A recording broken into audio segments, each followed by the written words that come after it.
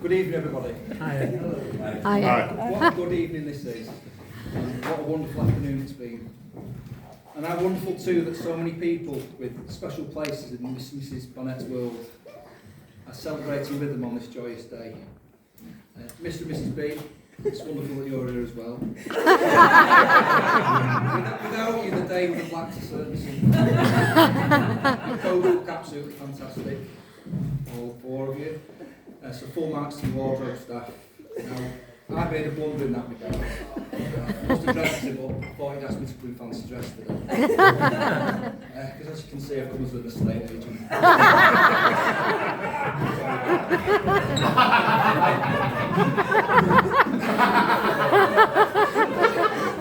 told a friend at work a few weeks ago that you're very kindly happy to make a speech today. And he said, very easy.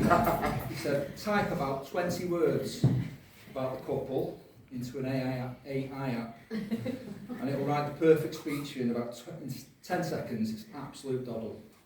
So I can't do that. I can't do that. So they won't want my speech to the perfectly symmetrical produce of an online microwave. They want it to be meandering, frayed at the edges, slightly bumpy even. If it's anything but that, they'll know that I didn't write it. And also, if any of the attempts at humour completely bomb, I won't be able to claim the credit for those failures. So since writing the speech, I've been practising bits of it out loud each day on my way to work. And I'm now barred from both northern trains and Leanne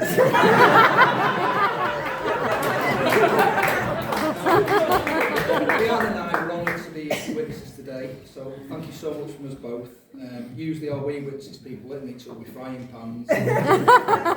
Stephen Lurpak from Aldi. Now Ellen, when you introduced me to Hank a few years ago, I was struck by how good-natured and polite he was.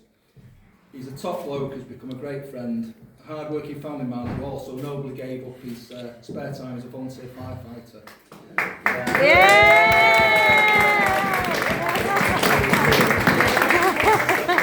Paul is so overwhelmingly polite, I reckon that if he was playing Scrabble,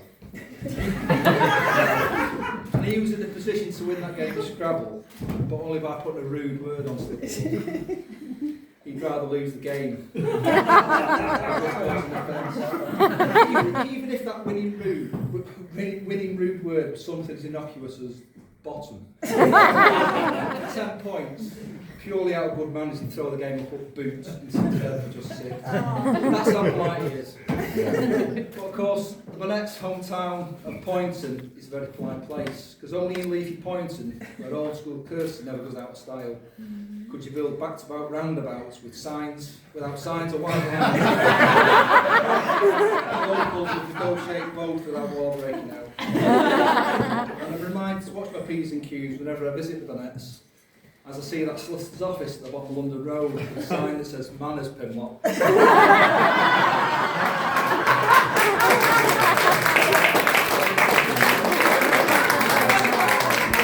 the past few years, the Barnetts have hosted Canada Day parties on July the 1st, decking their garden from end to end with maple leaf flags and bunting. And there's always a special spread of delicious homemade cuisine. And even if it rains on Dickens Lane, it's always sunny at Helen and Hank's.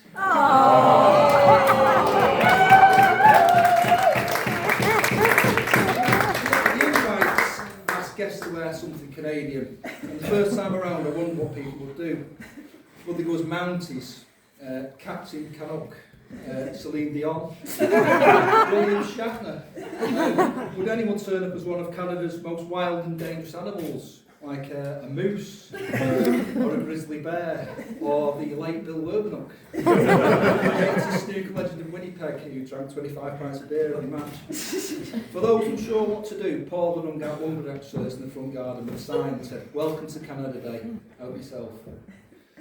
And the Canadian ambience held strong all day, with the Spotify playlist spinning a medley of hits from Bryan Adams, Katie Lang, Nickelback, Sum 41, and Tony Mitchell with Big Yellow Taxi. Justin Bieber didn't make the cut.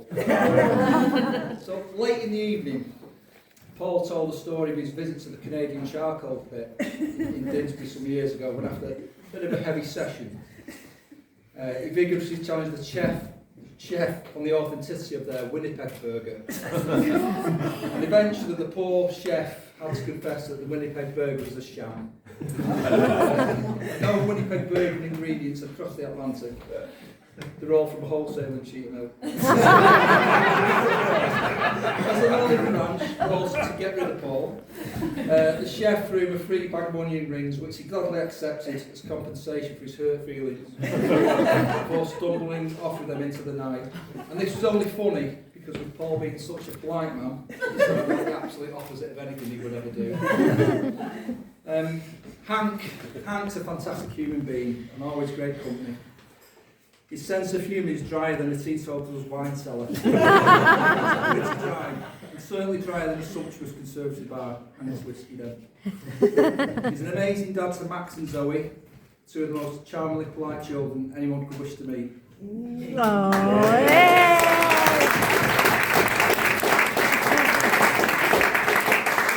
the happiness is brought to Helen today and every day is priceless to us all. Helen especially, of course. It's impossible to truly express how overjoyed I am for you both. So instead I'll just get a drink in a bit. So on to Mrs. Barnett. William Shakespeare isn't here to compare thee to a summer's day, so I'll do it on his behalf. Helen is like an unexpected and glorious day mid-autumn. A gift wrapped and posted on with love and kind regards for a faraway summer with sunshine to spare. Aww. Such days come rarely. They are precious gifts and they are to be cherished. Helen's arrival anywhere is like that moment on an overcast morning where clouds suddenly melt and sunlight bursts through. She's not just someone you'd want around when times are good. She's someone you'd want around when maybe times aren't. Wherever there are tunnels, you can rely on Helen to be the overwhelming light at their end. And how well she lives up to her name. She's ancient Greek for the shining one. Those in her circle share friends it's easier to measure in decades than years.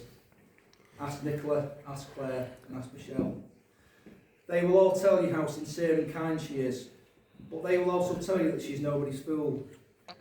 Though she is a sensitive lady, soft as grounded leaves in mid-November, at the same time, in a good way, she's as tough as the oak tree they fell from. She's consistent and slotted away adversities that come her way with disdain, somehow coming out stronger every time. My earliest crystal clear memories from an early October night in 1976. In a week when ABBA topped the charts with a new single, Dancing Queen, the hottest song on record finally over, a big yellow taxi, not driven by Joni Mitchell, arrived outside 30 the Fairway, New Boston. And I watched from the window as Mum and Dad brought one-day-old Helen from that big yellow taxi, Ford Cortina,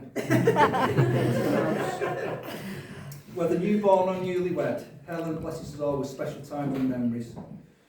She grew up into the strong, confident character we know and love, building so many friendships at school and in work that she shares to this day. Her strength and confidence led her to leave these shores over 20 years ago to be a waitress at the Tropicana bar in Zante, alias Magenta del Fuego. Also learning from a fire breather in the week before. Unfortunately, the draconian red tape of Zante health and safety legislation stopped her from flaws in her new talent. But she was popular with everyone, especially the kids who visited, mesmerised by her aura, many badgering their parents to let them copy her magenta hairstyle, begging her to pose them and souvenir pictures. Helen's travelled all over Britain and across the world too. There must be some countries in Europe she hasn't visited for a mini break. Can't think of any. On one of her many domestic journeys a few years ago, she made an emotional pilgrimage to the house from one of her favourite programmes as a girl, Children of Dream Know. That's a very Helen thing to do.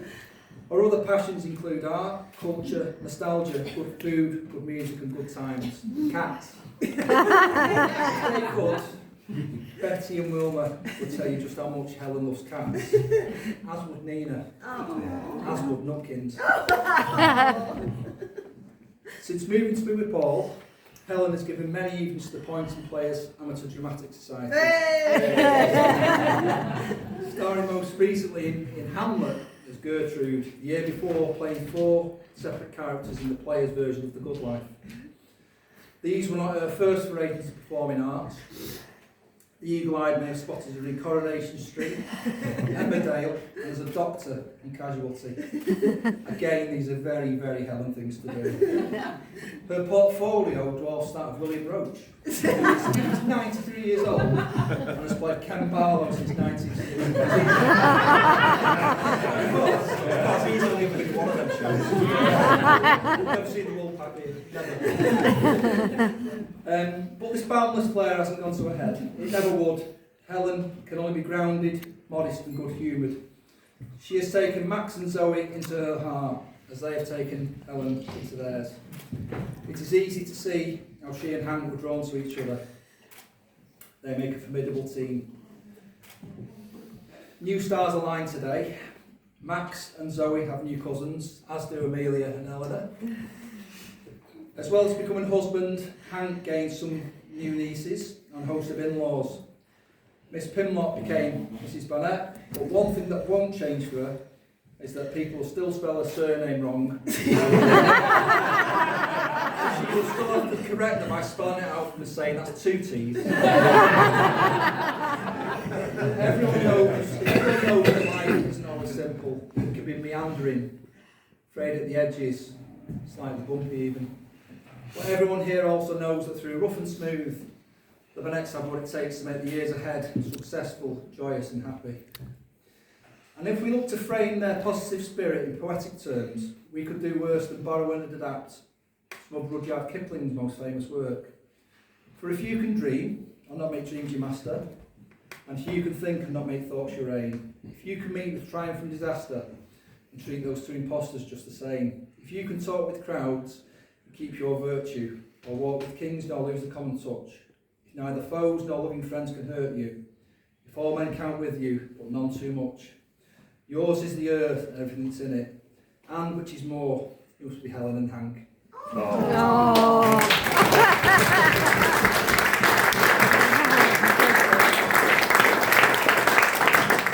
Their positive spirit is of course driven by love, the strongest energy of all. Love is the dynamo that powers the soul. The Beatles say that all you need is love, and they're right. After all, only in tennis does love mean nothing. So if we look for words of music best resonating with the pinnacle Paul and Helen have achieved, and all they hold for each other, we might visit a handful of lyrics from 1972 Matt Monro ballad, which I'm not going to sing, called Till Then My Love. They define the affection some protagonist holds for their loved one, but they warn that their love will only survive if certain conditions prevail. As follows: when the willow doesn't bend to the breeze, and the river doesn't run to the seas, and the golden grain isn't kissed by the rain, I will love you till then. When the sunlight doesn't shine from afar, and the steeple doesn't point to a star, when the mission bell doesn't ring all is well, I will love you till then. When the valley isn't green in the spring, and the bluebird doesn't soar on the wing, when the mountain high doesn't reach to the sky, I will love you till then.